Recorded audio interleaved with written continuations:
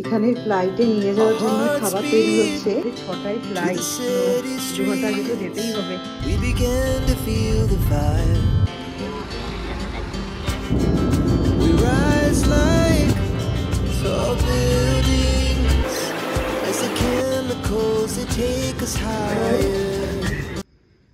এখন বাজে 2:20, এটা হচ্ছে রাত 2:20। তোমাদের সবাইকে আমাদের কাহিনীতে অনেক ওয়েলকাম। কেমন আছো তোমরা সবাই? আমরা কিন্তু বেশ ভালো আছি। আর এত সকাল সকাল ওঠা একটাই কারণে, এখন যাবো এয়ারপোর্ট ফ্লাইটের জন্য। এত সকালে ফ্লাইট না, কিন্তু ওই টুকটাক একটু খাবার নিয়ে যাওয়ার আছে, টুকটাক একটু কাজ আছে, সেই জন্য সকাল সকাল উঠেছি। এখানে ফ্লাইটে নিয়ে যাওয়ার জন্য খাবার তৈরি হচ্ছে। তো সকালবেলা আমি ডিম পাউরুটি বানিয়ে নিচ্ছি নিয়ে যাব বলে।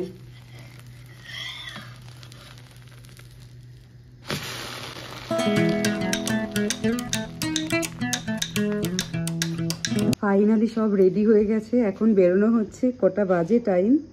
4টে বাজতে 10 মিনিট বাকি।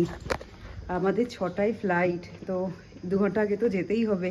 আমিও রেডি হয়ে গেছি। আমার মনটা খারাপ।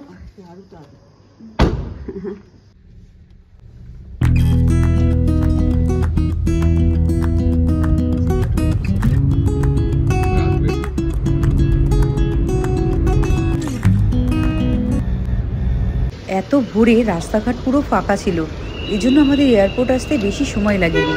অভিক এখানে ট্রলিটা নিয়ে এসছে, আমাদের লাগেজ একটু বেশিই রয়েছে, সেই কারণে ট্রলি আমাদের দরকার ছিল। আর ও এখন ট্রলিতে সব জিনিসপত্র সেট করে তুলে দিচ্ছে। আর নামাতে হবে না। এরপরে আমরা চেক ইন করে পুরো ডাইরেক্ট ফ্লাইটে বসে গেছি। মাঝখানে একটুও ভিডিও ক্লিপ নেওয়ার সময় পাইনি, কারণ খুব তাড়াহুড়ো করে গেছিলাম আর বিশাল একটা লাইন ছিল। সকালের রোদটা দেখো ফ্লাইটের ভিতর পড়েছে, আর কি ভালো লাগছে। ভোরের ফ্লাইট বলে ম্যাক্সিমাম সবাই ঘুমাচ্ছে এখন। আমিও ঘুমিয়েছিলাম, কিন্তু খুব বেশিক্ষণের জন্য নয়।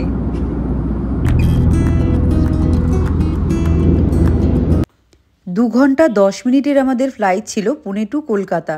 তারপর কলকাতায় এসে আমাদের লম্বা ওয়েট করতে হয়েছে। Next flight Kolkata to Bagdogra আমাদের ছিল 12টা 45-এ, আর সেই ফ্লাইটও ছিল আমাদের ডিলে। তো মাঝখানে খিদে পেয়ে গেছিলো, বাড়ি থেকে যেসব খাবার বানিয়ে এনেছিলাম সেগুলোই খাচ্ছি এখন।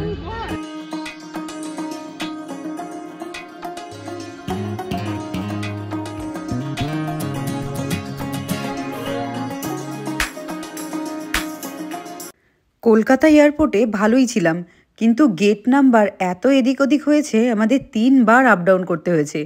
প্রথমে গেট নাম্বার ছিল 18, তারপরে আমাদের গেট নাম্বার দিল 107। 18 থেকে 107, বুঝতে পারছো তো কতটা দৌড়াদৌড়ি করতে হয়েছে। তারপরে আবার দিয়েছে 15-তে। তো আমরা এত ব্যাগপত্র নিয়ে দৌড়াদৌড়ি করতে করতে টায়ার্ড হয়ে গেছি। তারপরে ফ্লাইটে চেক ইন করলাম, শুনলাম ফ্লাইট ডিলে। আর কিছু করার নেই, ডিলে হোক আর তাড়াতাড়ি হোক, যেতে তো হবেই।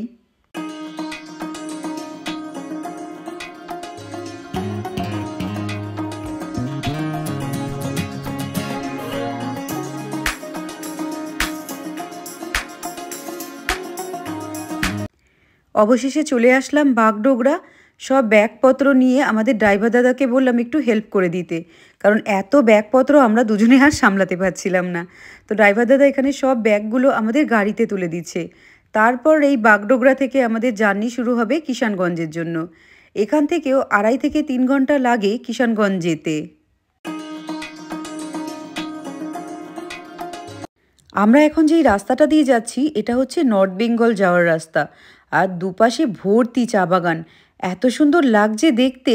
তো কিছুটা যাওয়ার পর আমাদের বেশ খিদে পেয়ে গেছে, সেরকমভাবে কিছুই খাওয়া হয়নি। তাই এখানে একটা ভাতের হোটেল দেখে দাঁড়াতে বললাম। তো এখান থেকে এই থালিটা নিয়েছি, দেখো এই থালিটার দাম 50 টাকা। আমাদের এই 50 টাকার থালিটা ছিল ভেজ থালি, আর মাছ আলাদা করে বিক্রি হচ্ছিল। মাছ যেরকম চাও নিতে পারো, মাছ মাংস সবটাই ছিল। তো সবটা দেখে আমরা ভাবলাম কাতলা মাছটাই নিই। তো খাবার কিন্তু খুব ভালো ছিল আর খুবই সস্তা। তো দেখতে দেখতে যখন বেরোলাম খাবার দাবার খেয়ে, তখন দেখি সূর্যটা প্রায় পড়ছে। বেলা তখন বাজে 5টা, মানে 5টা বেজে গেছে, এখনও আমরা বাড়ি যাইনি। সেই 2টোর সময় উঠেছি। প্রচণ্ড টায়ার্ড আর প্রচণ্ড ঘুম পাচ্ছে এখন।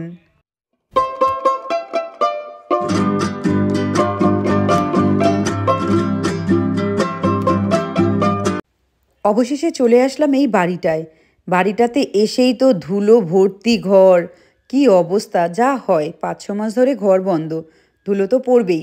তো মা এসে গেছে আগে ধুলো পরিষ্কার করতে, আর আমি এদিকে চলে আসছি রান্নাঘরে। এমনি ওপর ওপর দিয়ে যতটা কাজ করে নেওয়া যায়, এত টায়ার্ড শরীরে বেশি আর দিচ্ছিল না। কিন্তু এখানে যে খাবার দাবার খাওয়া হবে একটাও বাসন নেই। আর বাসন নেই বলতে বাসনগুলো সব ধুলো পড়ে রয়েছে। তো এখন আমি বাসন মেজে নেব, তাই সব বাসন নামিয়ে নিচ্ছি।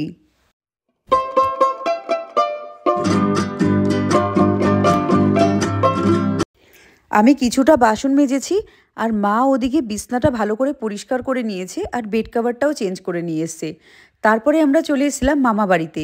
এই যে দেখছো, এটা আমার বড় মামা, বড় মামি, তার ছেলে দাঁড়িয়ে রয়েছে, আর ছোট মামি আর মেজো মামি বসে রয়েছে। তো এখন আমরা সবাই মিলে এখানে আড্ডা দিচ্ছি।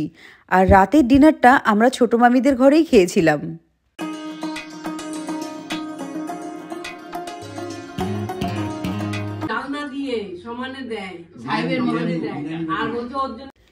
এত টায়ার্ড ছিলাম, আর এরকম একটু খাবার যেন এত ভালো লাগছিল খেতে। আর মামিদের হাতের রান্নাও সেরকম ভালো। ভাত, ডাল, স্যালাড, ঝুড়ো আলু ভাজা, মাছ, চাটনি, পাঁপড়, এত কিছু রান্না হয়েছিল। তাহলে এই ভিডিওটা এখানেই শেষ করি। তোমরা সবাই ভালো থেকো, সুস্থ থেকো, টাটা।